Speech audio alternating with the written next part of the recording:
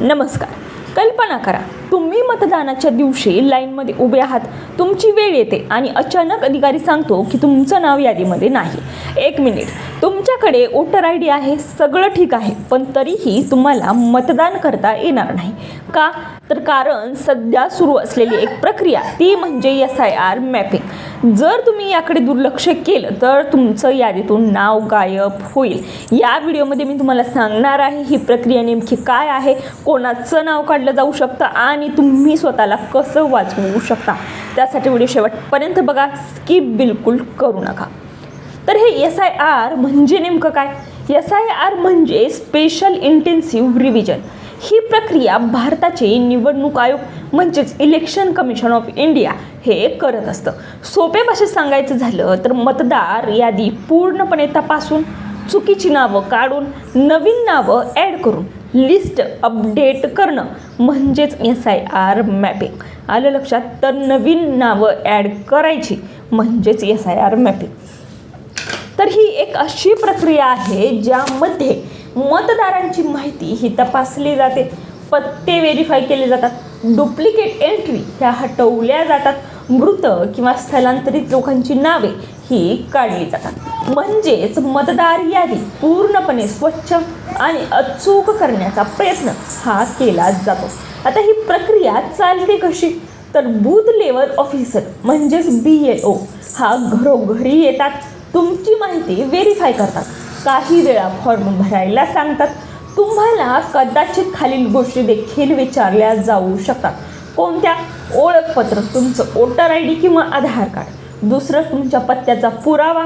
तिसरं, कुटुंबातील सदस्यांची माहिती. आणि त्यानंतर तुमची माहिती डेटाबेसमध्ये अपडेट केली जाते. तर अशा पद्धतीने ही प्रक्रिया पार पडते. तर का सुरू केलं हे SIR मॅपिंग? सरकार आणि निवडणूक आयोगाने ही प्रक्रिया का सुरू केली?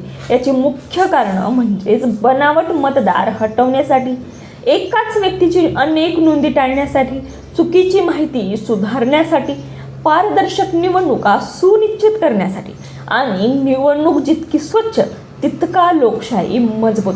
तर अशा काही गोष्टींसाठी हे SIR मॅपिंग हे सुरू केलं.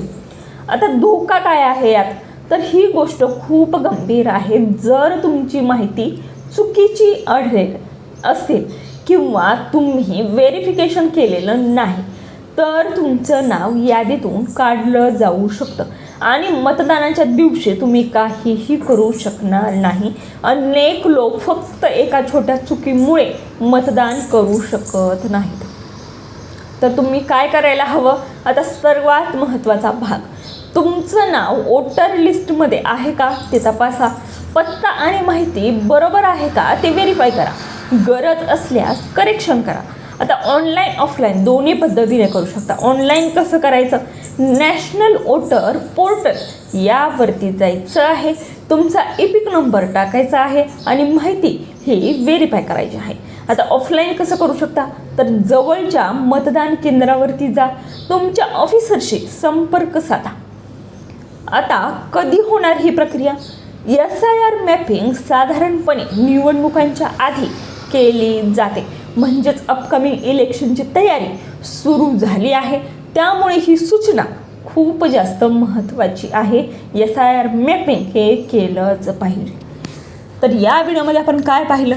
SIR मॅपिंग म्हणजे काय, कोणी करायचं, कोणाचं नाव हटवलं जाऊ शकतं. तर हा व्हिडिओ जर आवडला तर नक्की लाईक करा आणि जास्तीत जास्त लोकांपर्यंत शेअर देखील करा. आजच चॅनलवरती नवीन असाल तर चॅनलला सबस्क्राईब करायला विसरू नका. धन्यवाद. हा व्हिडिओ तुम्ही शेवटपर्यंत पाहिल्याबद्दल मनापासून